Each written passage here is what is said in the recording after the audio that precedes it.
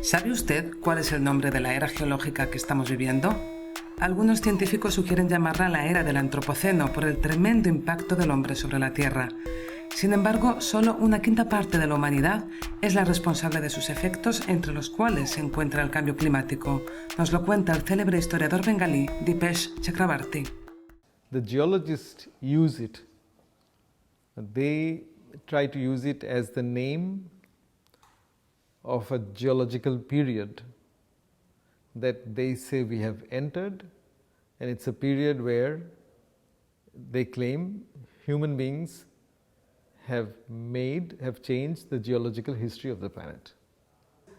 People who don't like the name then say, if you call it Anthropocene, you'd sound like you're blaming all human beings. But where the problem is created by more rich human beings and not by the poor humans. So if it is capitalism causing the problem, call it Capitalocene. If it's our economy that's causing the problem, call it Econocene. So some people who don't like the name argue that the name, by saying anthropos, sounds like it's blaming all of humanity, when only a portion of humanity is responsible for the problems. It's really after 1950 that there has been a huge, tremendous acceleration of demand for energy, demand for fossil fuel. See, I mean, the iron we use in everyday life was made millions of years ago. The water we drink in everyday life was made millions of years ago. The petroleum we use was made millions of years ago and took millions of years to make. So in a way, what we consume, basic resources, often took a very long time to be created by the planet. But we consume them like that.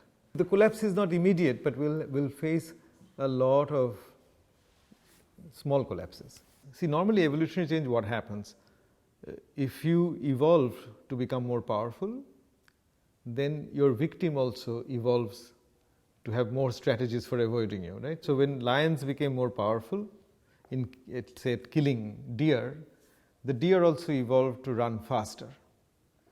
But if you become more powerful very quickly in evolutionary terms, then other things, ecosystems cannot adjust to that. So, for instance, because of deep sea trawling and other equipments, we can overfish the ocean, right? We kind of exhaust fish supply. And fish have not learned to adjust to that change because it's been too quick in evolutionary terms. You know, if this had happened over many thousands of years, then the fish would have adjusted to what we were doing. So partly our problem is created by the fact that we have developed our capabilities very quickly, actually in the last few hundred years, if you think of technology. And the natural system around us, they cannot change so fast. So they become more vulnerable to what we do. But climate change is a multi-dimensional, multi-scalar problem. So there's no one solution. It's not like the hole in the ozone layer, you know, which you could fix. In that sense, it's a more difficult problem. But clearly, we have to be, all societies have to, become more prepared to meet with disasters. So disaster management will have to become more important.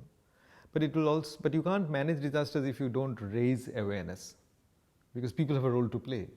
My hope is that they will come together, because the IPCC has produced what they call a carbon budget. So they actually say if you want to avoid dangerous climate change, then we should only emit so much carbon dioxide, and beyond that stop, move over, and by a certain time, which has produced a global calendar of action.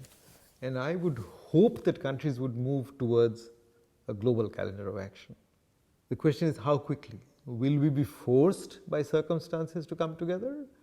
Or will we be wise and come together before the circumstances force us? And that's the question.